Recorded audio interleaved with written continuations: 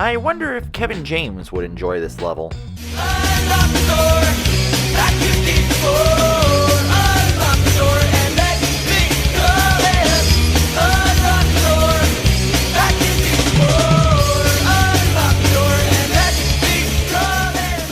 Hey there, friendos, Fredo Supreme, the American Dream, back with more Tony Hawk's Pro Skater action, and today we are going to the mall in New York. I would just like to point out that I have been to several malls in New York before, and none of them look like this, designed as downhill affairs. Or maybe I was just in the classier parts of New York. Maybe the malls in the sketchier cities and towns in New York look a little like this. So, fun fact about the Tony Hawk games, they were originally conceived of as downhill racing affairs, as one of the levels in the beta version of Pro Skater 1 can attest to. It was also kind of an early version of Downhill Jam, the level that I am talking about, so you can kind of see where the appeal came from.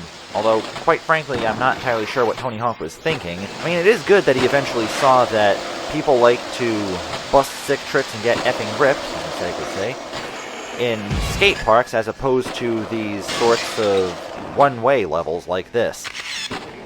I mean, they do allow for some cool moments like that gap where I jumped the escalator in a single bound, but wide-open environments are the way to go, just as long as they're not too wide open, as certain other extreme sports games have attempted to do. But as for what I think of this level, I actually kind of like it, and not just because it's in New York. By the way, shoutouts to Apocalypse, the game that the Tony Hawk's Pro Skater engine is kind of built upon. Yeah, that's right. A third-person shooter starring Bruce Willis was the catalyst for the engine of one of the greatest extreme sports games of all time. But back to what I was saying earlier, I actually kind of like the New York Mall, partially because of, well, you ever been in a mall or really any public place, which is kind of the appeal behind most of these games, and you thought that certain aspects of it would make it a fun place to do extreme sports in? Well, maybe it's just because I like malls in general, but I always like the mall here, partially for that reason. By the way, you don't need to reach the end segment of the downhill levels in this game to actually finish a run with all your goals intact. Again, it's kind of the whole fast SSX-like appeal of levels like this. Trying to get down to the end as quickly as possible. Also, I was not expecting to get that 32 stair set gap at the end. I imagine it's pretty subjective, the appeal of the downhill levels. Some hate them because they kind of deviated from the whole wide open, skating anywhere you'd like in a level appeal of most of the Tony Hawk games. Linear paths didn't exactly translate very well to this engine, in terms of fluidity at least, but I was okay with it, even if it was just for one game. For the most part, I mean. I have heard of Downhill Jam. I just haven't played it yet. So now, we are heading to the first competition level in Pro Skater. Hell, the entire Pro Skater series, even. The Chicago Skate Park, where they are currently hosting the Windy City Slam. Quaint little place. I wonder if there's going to be dudes in trench coats hacking the system around us. There probably won't. Although you could say someone definitely hacked my cockiness at the end of that little string at the beginning there. But my opinion of the Chicago Skate Park level is that, much like the warehouse, it's like they threw a bunch of ramps around somewhat randomly, and once again, it actually manages to work pretty well.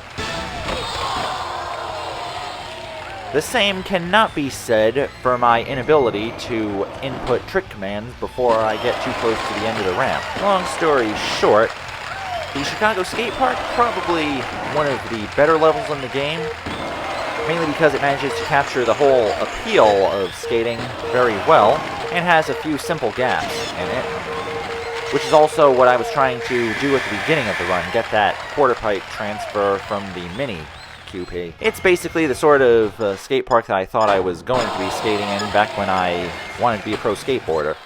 Now, you might have noticed a cross dissolve there, and that's from my first attempt at recording this LP. If you've noticed something suspect by now, it's because, for some reason, my first and, by relation, my second attempts at recording this, it always froze at the beginning of my second run in Chicago. So I guess my joke at the beginning kind of has a little bit of merit. Someone definitely was hacking this. I'm not saying that my computer had a virus while recording, or even the PS3. It was just a cheap Watch Dogs reference. Maybe that's why I always liked Chad Muska, because he had an iconic cap long before Aiden Pearce did. Huh. Ah, the meta is so refreshing sometimes. But as you saw, my first run was a little bit worse in the final recording than it was in the original one, so I kind of had to take all 3 runs. But as you can see, it's like every part of the Chicago level is kind of its own little mini-sector. It's like you can get a bunch of points just by spending a little time in those areas. I mean, it's like you got one set of fun boxes to one side, one to the left, and one to the right, is what I mean. Whole bowl section and a decent-sized quarter pipe.